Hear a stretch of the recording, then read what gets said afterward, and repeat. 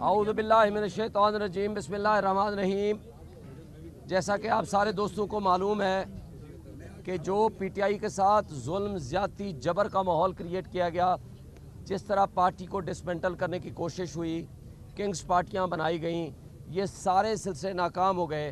तो उसके बाद नॉमिनेशन फॉर्म छीनने का सिलसिला शुरू हुआ।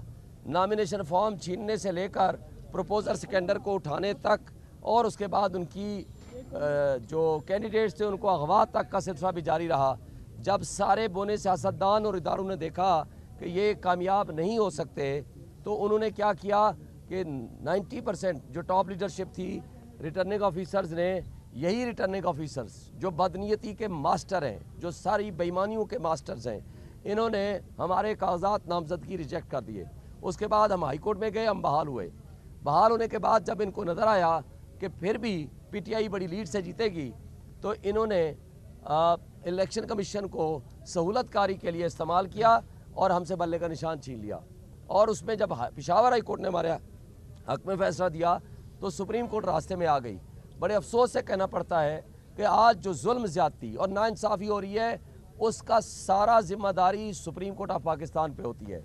सुप्रीम कोर्ट ने दो गलत फैसले किए।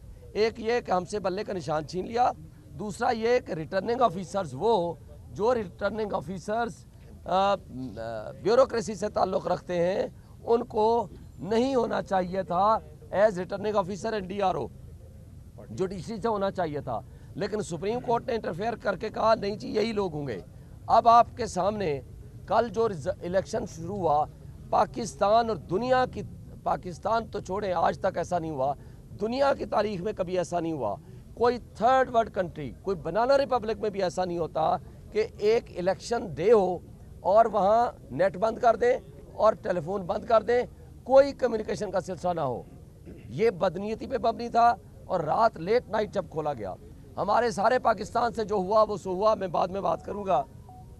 आज जो मेरे साथ हुआ, रात जो इनके प्रिजाइडिंग ऑफिसर्स ने साइन शुदा ओरिजिनल, वो जो फॉर्म 45 होता है ओरिजिनल, वो साइन करके मुझे दे दिया, जिसके मुताबिक 50,000 की लीड से मैं जीता हुआ हूँ। मेरी लीड जो है वो 50,000 से ज़ायद है, जबकि मेरा जो मद्दे मुकाबिल है वो 40 से 1000 उसके टोटल वोट हैं, यानी उसके टोटल वोटों से भी मेरी लीड ज़्यादा है। तो उस 45 फॉर्म के मुताबिक जब हम जीत रहे थे, तो हम रात को इधर आए, हमें 47 का फॉर्म दें। चूँकि 47 फॉर्म की दो कंडीशन है, एक तो वो मेरी मौजूदगी में बनाते, दूसरा वो 45 फॉर्म के मुताबिक 47 बनता है जो कंसोलिडेट करते हैं रिज़ल्ट को। और मुझे पता चला तो उन्होंने कहा जी अभी थोड़ी देर में दे रहे हैं। बाहर स्क्रीन लगी हुई थी, स्क्रीन का जब पता चला तो 2-3 पोलिंग स्टेशन का ऐसा हुआ, जो मेरा रिजल्ट है वो तारिक को दे दिया, तारिक का रिजल्ट मेरे खाते में डाल दिया।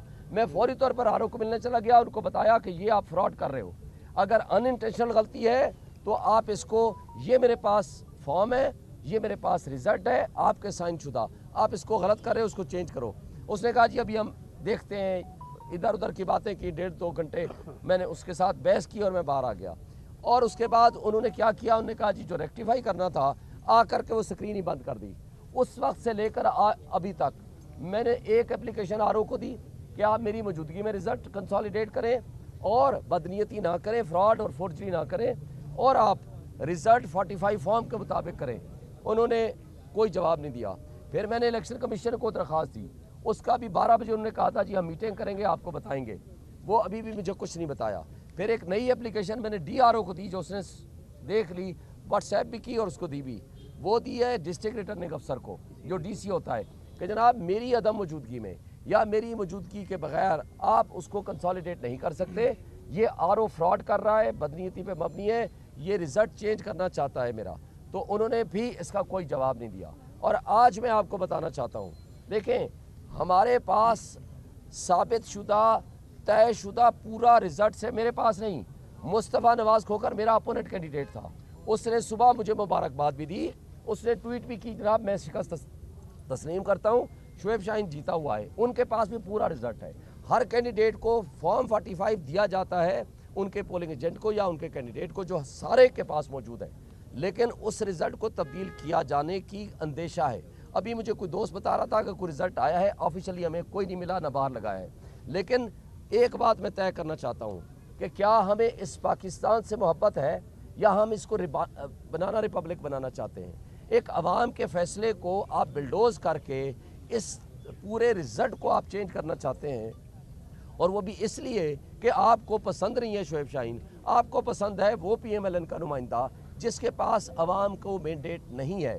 پورے اسلام آباد میں آپ دوست سارے صحافی ہو ماشاءاللہ، اور آپ سارے دوستوں نے کل دیکھا ایک پولنگ سٹیشن بھی شاید نہیں کہہ سکتے، شاید کوئی کا دکا ہو مجھے نہیں پتا، جہاں میں طارق فضل سے پیچھے ہوں، ہر پولنگ سٹیشن پہ ہیوج ڈیفرنس تھا، آدھے سے زیادہ کا فرق تھا، ایون دیہاتوں میں بھی اس سے زیادہ فرق تھا، اور تمام پولنگ سٹیشنز کا رزلٹ ہمارے پاس موجود ہے، اور رات کو جا کر کے انہوں نے اس کو ایکسیپٹ کیا، کسی نے اس کو ریجیکٹ نہیں کیا، کوئی آبجیکشن نہیں لگایا، کسی نے اس 45 فارم کو تبدیل نہیں کیا، اس یہ نہیں کہا کہ یہ غلط ہے، کوئی کسی حوالے سے کچھ نہیں ہوا۔ تو آج جس انداز سے یہ بدنیتی کر رہے ہیں، یہ اداروں کو ڈسکریڈٹ کر رہے ہیں، یہ ملک کی اکائیوں کو کمزور کر رہے ہیں، یہ ملک کو معاشی تباہی کے دہانے پہ لے کے جانا چاہتے ہیں، اور اس کی ذمہ داری میں ایک بات پھر کہوں گا سپریم کورٹ پہ بھی آتی ہے، الیکشن کمیشن پہ سب سے زیادہ آتی ہے، اور یہ بیوروکریسی جس نے اپنی بددیانتی پہلے ثابت کر دی تھی